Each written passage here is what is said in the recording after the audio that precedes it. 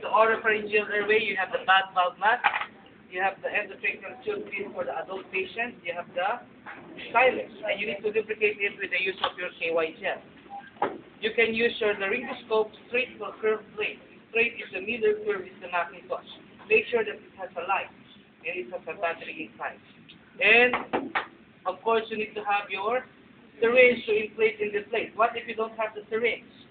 Okay, if you're going to practice abroad, guys, you can use your cuff manometer, the cuff pressure manometer, to prevent the tracheal wall pressure or the necrosis. Then, of course, if you're going to secure the tube, you're going to use the commercial securing device, and you call it the stomach securing device. If you want to suction, you're going to use the large bore catheter. And this is your suction, you call it Yankauer. You need to connect it to your 120 millimeter mercury pressure. Okay? Here in the Philippines, you don't have that. Or many of the hospitals here in the Philippines, hindi nila sineset yung suction pressure. They're using like a generator. Right? So you need to set the suction pressure at least 100 to 120 millimeter mercury to suction the patient's mouth. Okay. Intubation. First, patient went to respiratory failure, insert your OPA. Patient, you need to use your rolled towel or a pillow. You're going to place it at the patient's back of the neck. Okay? The neck. Then to support the patient head. Then tilt the patient head. Open it with the use of cross-finger technique. Cross-finger technique is indicated if the patient is unconscious. Then the OPA, the tip of the OPA is pointing to the hard palate. Once it meets the resistance, you're going to rotate the OPA 180 degrees and push it down. Clear? Yes. Good. Okay. Then you're going to use your EC technique. EC technique, lift the patient's mandible up, and you can,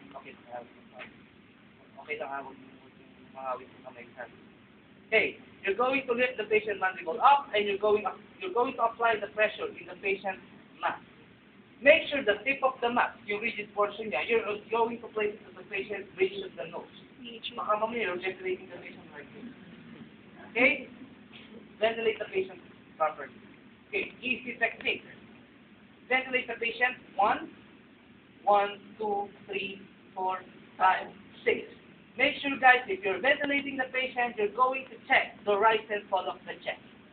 Okay? And dapat without leak. Now, if you're more than 2 rescuers, you can hold the mask, the patient's mouth or airway, then one will go when doing the ventilation. Okay?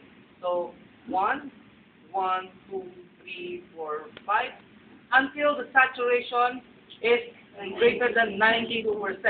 Or if you don't have the pulse oximeter, make sure that you're going to hyperoxygenate or hyperventilate the patient. Hyperoxygenate the patient with 100% FiO2 connected to 10 to 15 liters per minute for 30 seconds to 1 minute. Okay.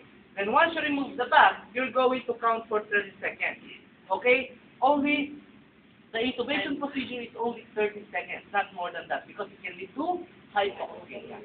Hypoxemia, once you don't have the oxygen in the patient's heart, it can lead to bradycardia, or it can lead to patient cardiac arrest. So respiratory failure, nag-develop ka ng cardiac arrest because of the time that you're doing the intubation. Okay, remove the OPA. Then, with the right side of with your left hand, okay, you're going to place the laryngoscope on the right side of the mouth. Okay, right side of the mouth is placing the tongue to the left. But this time, your dummy, hindi nag-move yung tongue. So you can start at the center. Okay, 3 fingers will support the patient's chin. Okay, it's not in the book, but this is our technique. Okay, in a real patient, we're talking about real patient. 3 fingers support with the patient's chin.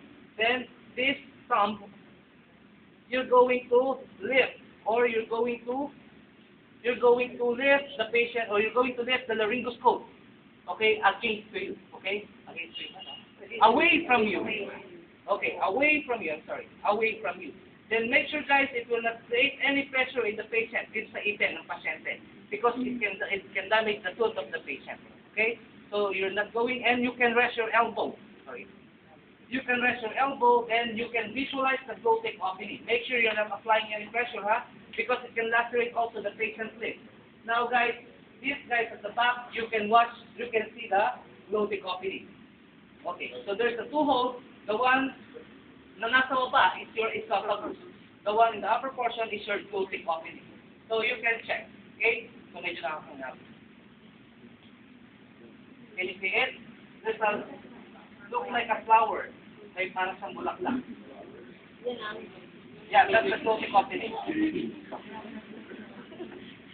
Okay, pag tapos na kayo, yung iba naman. Pwede ba ito? Okay, ano to? Okay, this is the glottic opening. Then once you... Okay, make sure that you can see the glottic opening before you intubate the patient, ha? No blind insertion. Don't assume, okay? For example, hindi mo pa nakita yung glottic opening, pinasok mo na kagad. You're not going to do that. Make sure that you're going to see the glottic opening. So let's start. Okay. Opa. Bilis na pa. Okay, opa.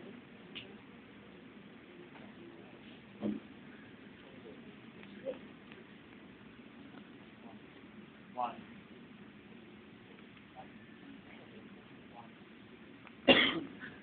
Then count for 30 seconds.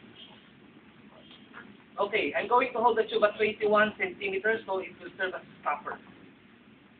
Okay, remove.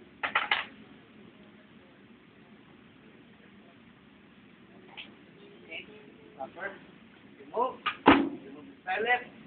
Take the cup. One will do the backing, and one will check the right and left of the tube.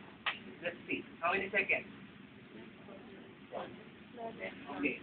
Can you check for the right and left of the chest? Second intercostal space. Second intercostal space. Positive. Intercostal space with axillary. Negative. ITS with axillary. Negative to stomach. Then tell someone to secure the tube. Using the stomach to secure the tube. Okay. That's it. How? Okay, so kindly bag the patient, ma'am. One breath every 6 to 8 seconds, and do not remove. Okay, make sure that the tube is always secured with your fingers. Okay, you're going to secure it with the use of stomach securing device. Hold the tube. Okay, so yeah, and check. It's a 21 centimeter uplift. Okay, it's a 21 centimeter uplift. Go ahead, ventilate the patient.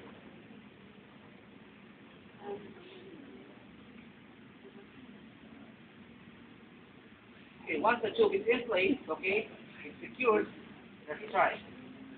Okay, stabilize.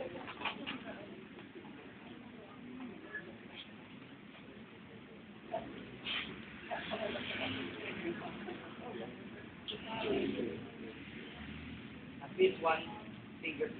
Okay, now the tube is secured. You can transfer the patient to ICU. Okay, so that is your end of the